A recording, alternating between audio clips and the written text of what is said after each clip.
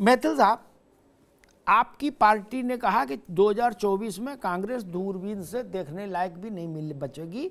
अमित शाह ने कहा दूरबीन से ढूंढना पड़ेगा लेकिन दिखेगी नहीं, यानी नैनो टेक्नोलॉजी में तब्दील हो जाएगी, ऐसा कुछ है। उसके अगले दिन कांग्रेस ने उसका जवाब दिया, जिसने पहले वो जवाबी कीर्तन होता था, आमने सामने तखत बिछते थे, एक मंडली एक तरफ है, दूसरी मंडली एक तरफ, जवाबी चलता था। वैसे उन्होंने कहा कि भाई चाहे 100 मोदी आ जाए और चाहे 100 अमित शाह, अब सिंगल की बात नहीं हो रही है।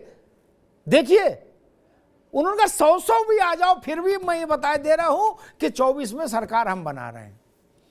अब मैथिल साहब, धन्यवाद अमिताभ जी। पहले तो आपको और आपके सभी दर्शकों को भारत माता की जय, वंदे मातरम। जी, कुछ बात है कि हस्ती मिटती नहीं हमारी, सदियों रहा है दुश्मन दौरे जहां हमारा। देखिए अमिताभ जी, 2014 के बाद से इस देश की राजनीति में एक ऐसा बदलाव आया है जो इस देश की दशा और दिशा को तय कर चुका है।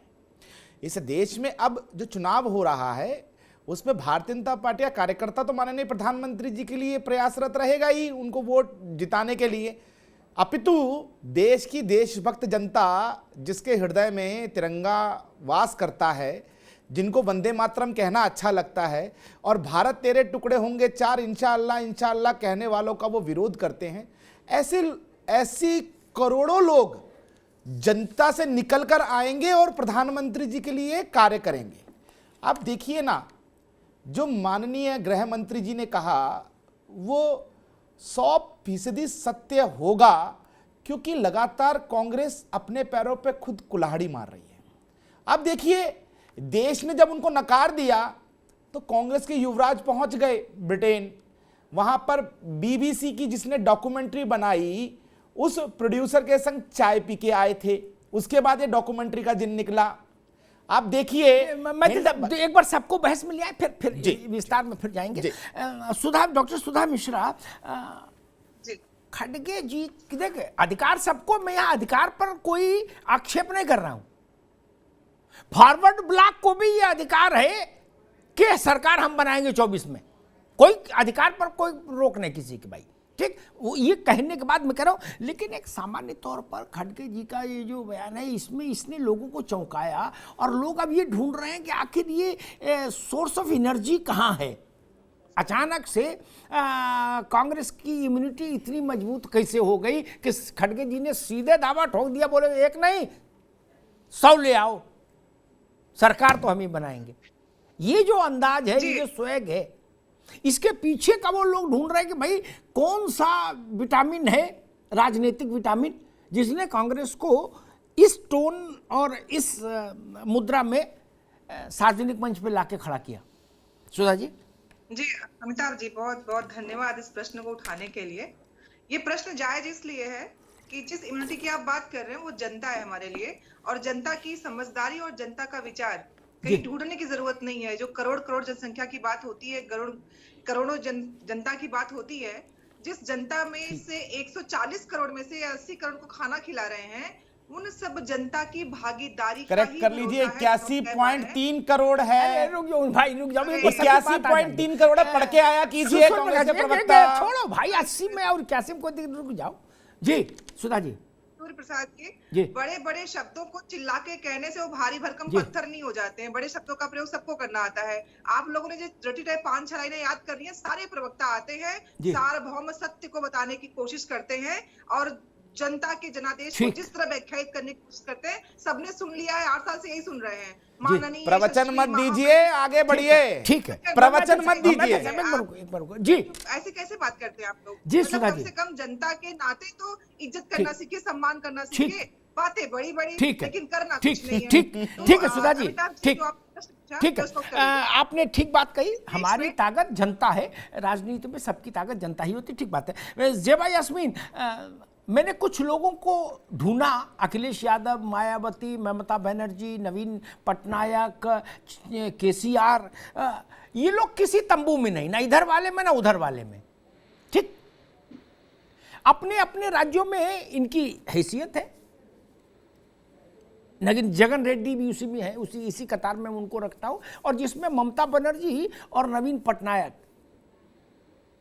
इन दोनों की हैसियत तो बड़ी मजबूत हैसियत है क्षेत्रफल में। क्या समाजवादी पार्टी को कांग्रेस की लीडरशिप मंजूर होगी 24 के लिए? खड़गे साहब ने कहा कि भाई हम हर विपक्षी दल से बात कर रहे हैं कि साथ आओ। जी भाई यास्मीन जी। अमिताभ जी, बयानबाजी से चुनाव तो नहीं जीता जाता है और अभी ऐसा कोई प्रस्ताव खड़गे जी का हमारे पास नहीं आया है। जहां तक बात है, हमारी लड़ाई भारतीय जनता पार्टी से है। अभी हम भारतीय जनता पार्टी के प्रवक्ता को सुन रहे थे, नेशनल टीवी पे बैठ के ये 85-15 की बात पे इशारा दे रहे थे। अभी ये इंशाअल्लाह और टुकड़े टुकड़े पता नहीं क्या कहना चाह रहे थे। तो इनसे तो हमारी लड़ाई खत्म नहीं होगी। जहां तक बात कांग्रेस की है अमिताभ जी, कांग्रेस अभी उतना मजबूत छतरी नहीं बना है जिसके अंडर में सब लोग आ पाए। तो जो भी मजबूत क्षेत्रीय दल है, चाहे वो सत्ता में हो या मुख्य विपक्षी दल हो, हम एकजुट कर रहे हैं। इसके बाद कांग्रेस डिसाइड करेगी कि उसे क्या करना है। अच्छी बात की और बड़ी दूरगामी संदेश वाली बात जेबा ने कही कि अभी कांग्रेस उतनी मजबूत छतरी नहीं कि जिसके नीचे ये बड़े कद के क्षत्रप खड़े हो जाएं। संजय सरकार साहब,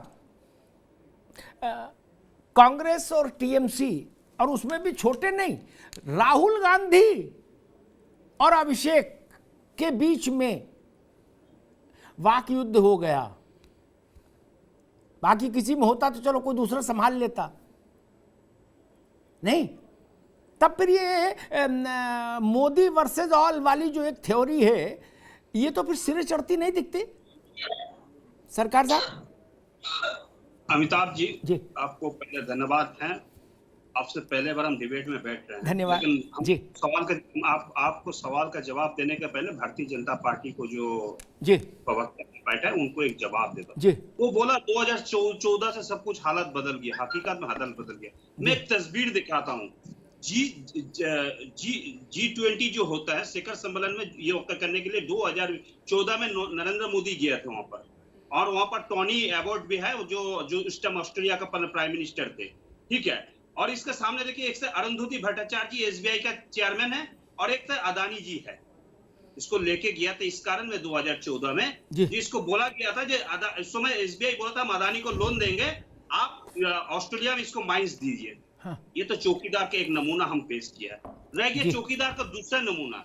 अच्छा, ये इनको बताएंगे आरएसएस को दफ्तर में तिरंगा कब से फैलाना चालू हुआ है? कब से? संजय सरकार, वो आप दोबारा में एक बार मैं सबको बहस में लाऊं। अभी एक मिनट संजय सरकार, रुकना होगा, अभी रुकना होगा। मेरी एक मिनट, ना अभी नहीं कतई नहीं, रुकना होगा। मैंने जो अभी प्रश्न पूछा उसका उत्तर दे दीजिए। उसके बाद जब दोबारा में बहस आएगी दूसरे चरण में, तो ये सब चीजें आएंगी उसमें। अडानी, गिडानी, जो भी आपको अच्छा लगे पूछ सकते हैं। जनता पार्टी को जो प्रवक्ता बोल रहे हैं ना, अभी मैंने पूछा, राहुल गांधी ने कहा मेघालय में ममता ने भाजपा को जिताने की कोशिश की।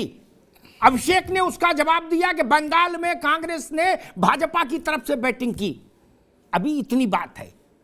देखिए, नॉर्थ ईस्ट जहां पॉइंट आते हैं उस पर तो बताओ महाराज। जहां कांग्रेस कमजोर है, हम वहां पर पूरा लड़ाई करके भारतीय जनता पार्टी को खिलाफ लड़ाई करने में सक्षम है। हर जगह में ये हम प्रूव कर दिए हैं। मैं आपको 292 सीट में चुनाव हुआ तो 213 सीट जीत कर दिखा दिया भारतीय जनता पार्टी से। ठीक। और भारतीय जनता पार्टी को अगर चुनौती देने वाला ठीक है संजय सरकार, अरे अभी मानने पड़ेंगे। अगर ऑपोजिशन स्ट्रांग है तो ममता बनर्जी हिंदुस्तान के सबसे स्ट्रांग लेडी है। ठीक है, बिल्कुल। घर में नहीं है दाने और अम्मा चली भुनाने। भैया मैथिल साहब, एक मिनट, मुझे त्रिपाठी साहब पास जाना है। पॉलिटिकल मर्डर करने वाले लोग यहाँ बैठकर कह रहे हैं कि हम विपक्ष हैं। मैथिल साहब एक मिनट बंगाल के बाहर तुम्हारे को कोई पूछने वाला नहीं है, या ज्ञान दे रहे हो बैठकर? हत्याएं करते हो तुम भारतीय जनता पार्टी कार्यकर्ताओं की। तुम्हारी पुलिस तुम्हारे एजेंडे की तरह काम करती है, या ज्ञान दे रहे हो? मानवाधिकार आयोग ने लगातार तुमको किस तरह से बेइज्जती की है, किस प्रकार से कलकत्ता हाई कोर्ट ने आपकी बेइज्जती की है, आपको सब पता है। आपने भाजपा की कार्यकर्ताओं के बलात्कार किए, भाजपा कार्यकर्ताओं की हत्या की, आपने भाजपा कार्यकर्ताओं के घर जला, पॉलिटिकल मर्डर्स किए। क्या बात करते हैं? आपके राज्य में एमपी नहीं सुरक्षित है, या बात कर रहे हैं? मैं दोनों को रोकूंगा। मैं सूर्य प्रकाश मैथिल और संजय सरकार दोनों को रोकूंगा। मैथिल साहब हमने नो नो नो अभी लौट लाओ, नो नो किसी की आवाज नहीं जाएगी, किसी की आवाज नहीं जाएगी भाई ना। त्रिपाठी के त्रिपाठी साहब, नीतीश बाबू का कैरेक्टर बड़ा रोचक है, उसमें इतना रहस्य है कि छायावाद भी उसमें उसके आगे फेल। क्या? हाँ अनंता जी, अब मैं वो तो नहीं कहूंगा लालू जी ने क्या कहा था, वो तो ठीक नहीं, लेकिन इतना तो है कि रहस्य बहुत है उनके अंदर, जान कोई नहीं पाता उनके बगल में चले और चाहे पीछे चले चाहे आगे चले, जान नहीं पाता कि उनके मन में क्या है। ठीक, यही उनकी कमजोरी कहिए, उनकी ताकत कहिए, जो कहिए। अब उन्होंने कहा कि भाई हमारी मानोगे अगर, हमारे फार्मूले सब चलो तो हम बीजेपी को 100 के अंदर ढकेल देंगे। ये बात वैसी लग रही है जैसे खड़गे साहब कह रहे कि हम सरकार बनाएंगे, उसी लेवल की बात लग रही है। देखिए अमिताभ जी, डॉक्टर लोहिया ने कहा था कि भाई जो सत्ता है उसको रोटी की तरीके से उलटते पलटते। आज हिंदुस्तान लेकिन त्रिपाठी जी बिहार में तो उल्टी पलटी नहीं, दूल्हा एक ही है इतने बरस से। देखिए आप भी मजाक कर रहे हो, वहां तो दूल्हा बदले नहीं, देखिए बारात कोई रहे, दूल्हा नीतीश बाबू है। जनता के, देखिए अगर जनता बेहतर समझती है तो ले आएगी, लेकिन उसको उलटते पलटते रहना चाहिए ताकि उसको कभी जनता नहीं लाती, जनता नहीं लाती, जनता से ही हर बार नहीं आए नीतीश बाबू ना ना, वो कौतुक से भी आते हैं। देखिए अमिताभ बाबू, मैं आपको बता रहा हूँ 2005 से लगातार वो हम सत्ता में गठबंधन में रहे, 17 साल हमारा गठबंधन बहुत अच्छे ढंग से चला, हमें कहने में कोई गुरेज नहीं है, हम एनडीए को बनाने वाले हमारे जॉर्ज फर्नांडिस थे। लेकिन आज जो हिंदुस्तान के सामने एक सवाल खड़ा हुआ है कि सारे जो सहयोगी दल हैं उनको छोड़ के जा रहे हैं, इनको मदांध हो गया है। जैसे एक जमाना था, बरुआ जी ने कहा था इंदिरा इज इंडिया, इंडिया। अरे कुशवाहा साहब क्यों जा रहे फिर भाई? कुशवाहा साहब क्यों छोड़े आपको? वो कह रहे कि जनता दल का तो काम हो गया, अब कुछ बचा नहीं वहां। देखिए अमिताभ जी, अब किसी वो माननीय हमारे बहुत पुराने साथी रहे हैं और वो आते जाते रहे हैं। तो एक समाजवादियों में हमारे माननीय नीतीश कुमार जी कहते हैं कि हम समाजवादियों के एक लक्षण है कि हम बहुत दिन तक एक साथ नहीं रख सकते और बहुत दिन तक बिछुड़ करके भी नहीं रह सकते। तो ये तो हमेशा हुआ है, पूरा उठा करके अगर समाजवाद को आप पढ़ें अमिताभ बाबू, तो उनके साथ ये हुआ है कि समाजवादी का दुश्मन हो जाता है मुद्दों को लेकर के, लेकिन बहुत देर तक वो बिछड़ करके भी नहीं रहता है। समाजवादी के बारे में एक बात और भी कही थी किसी बड़े नेता ने मुझसे कि शायद में रामविलास जी ने कहा था कब कि ऐसी समीक्षा हो रही थी तो उन्होंने कहा था कि ये पहले एक कमरा सेट करते हैं समाजवादी, थोड़ी देर उसमें बैठते हैं, फिर उसको तोड़ना खुद शुरू कर देते हैं, फिर जब बिल्कुल टूट जाता फिर दूसरा कमरा बनाते हैं, फिर उसको तोड़ते हैं। बोले इसी में लगे रहते हैं। तो अमिताभ जी, जहां तक सवाल है हिंदुस्तान को बदलने के 2024 के चुनाव के लिए नीतीश कुमार का रोल सबसे महत्वपूर्ण रोल होगा। अगर देखा जाए तो विपक्ष की अगर एक प्लेटफॉर्म पे आ जाता है, मैं 100% इससे मुतमईन हूं, अगर जब तक सारे विपक्ष के लोग एक साथ कांग्रेस के धुरी में नहीं आएंगे, कांग्रेस की छत्र छाया में नहीं आएंगे, तब तक हिंदुस्तान का भाग्य और भविष्य नहीं बदलेगा। भैया संजय सरकार, जनता दल यूनाइटेड कह रहा है कि कांग्रेस के झंडे के नीचे जब तक हर विपक्षी दल नहीं आएगा तब तक हिंदुस्तान का भाग्य, राजनीति का भाग्य सब गड़बड़ रहेगा। संजय सरकार, एक छोटी सी टिप्पणी आपकी, फिर मैं कांग्रेस के पास जी। हम लोग चाहते हैं कांग्रेस मुख्य भूमिका निभाए और जितना मतलब जो दल है सबको साथ में एक साथ में लेके चले, वो सबसे बेहतरीन है। और देश में अभी जितना ऑपोजिशन पार्टी है सब इकट्ठा हो चुके हैं। 24 में मोदी जी को जाने का कारण है, मैं एक 3 चीज आपको बताता है। इसके पार्टी में रेफिस प्रदीप सिंह सेंगर उन्नाव कांड में उसको पार्टी का विधायक बनता है। सद्दी प्रज्ञा एक होनहान आतंकी मालेगांव बम ब्लास्ट में रहता है, उसको इसने कैंडिडेट बनाता है। तालिब हुसैन शेख लश्करी साहिबा का सबसे बड़े आतंकी अमित शाह को पीछे जाके खड़ा रहता है, कश्मीर में माइनॉरिटी सेल का लीडर बनता है। ये तो भारतीय जनता पार्टी का आइडियोलॉजिस्ट है, ये तो इसका कार्यक्रम है, ठीक है, ठीक, इसको नौकरी दे नहीं पाए। ठीक है संजय सरकार, रुकना होगा अभी ठीक है, रुकिए।